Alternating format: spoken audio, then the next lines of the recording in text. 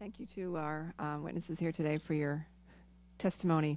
I'm actually just from a little north of Mr. Altmeyer in northwestern Pennsylvania, and a very rural area, except for basically the town I'm from, Erie.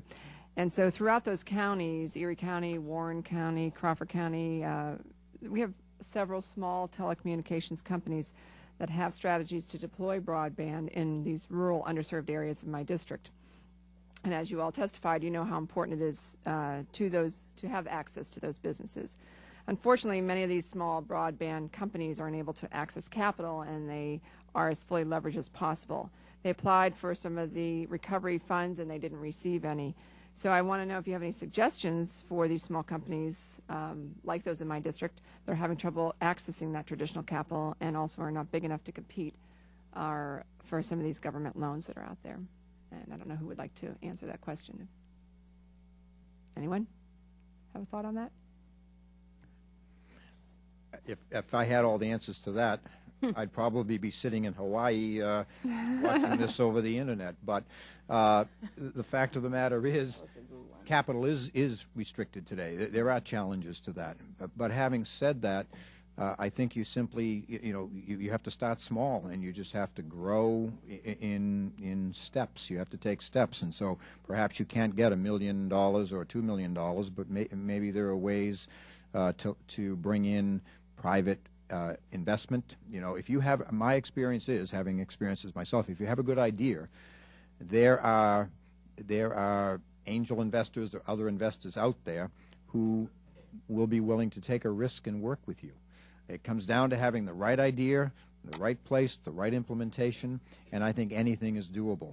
And so I wouldn't simply want to rely, although I am not opposed to, government loans.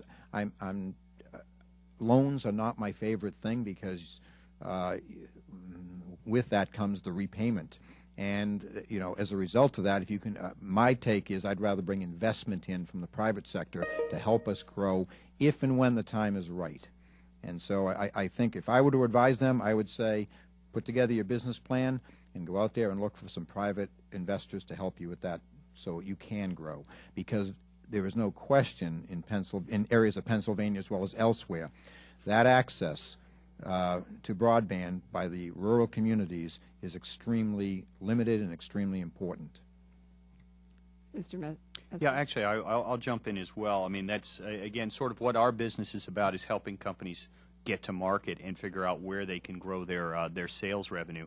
And I think in this case it comes down to a matter of mapping out the potential.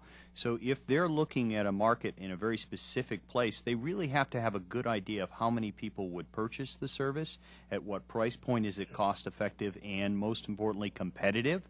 Are there alternatives to that solution? As was pointed out, there are technologies that include satellite technologies. So those are kind of the fundamentals to start them off on that.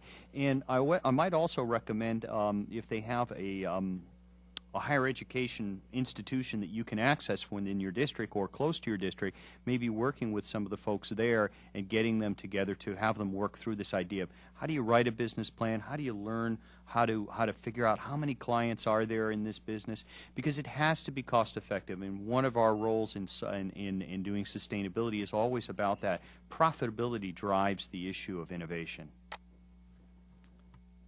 Mr. Burfield? I would also think that in situations like that, perhaps not focusing on traditional broadband, but focusing on wireless broadband is a key innovation. I've often been pleasantly surprised by where you're able to get broadband access in America, but I've been absolutely stunned by the quality and access of wireless broadband in other parts of the world. My wife and I were in India late last year, and she had intentionally found the backwaters of southern India to be the farthest possible place so that she wouldn't have to deal with my iPhone anymore. And we were on a boat, and you couldn't see anything but rice paddies as far as the eye could see, and then my iPhone went off, and I ended up being able to download a series of documents at pretty amazing speeds from my iPhone to my computer to solve the problem, and I could not see a human again, as far as the eye could see. If you can make it profitable to do that in the rice paddies of India, my sense is there is a business model, although it might not look traditionally like digging channels and laying broadband, fiber optics, that can be profitable in Pennsylvania. Thank you. Thank you all.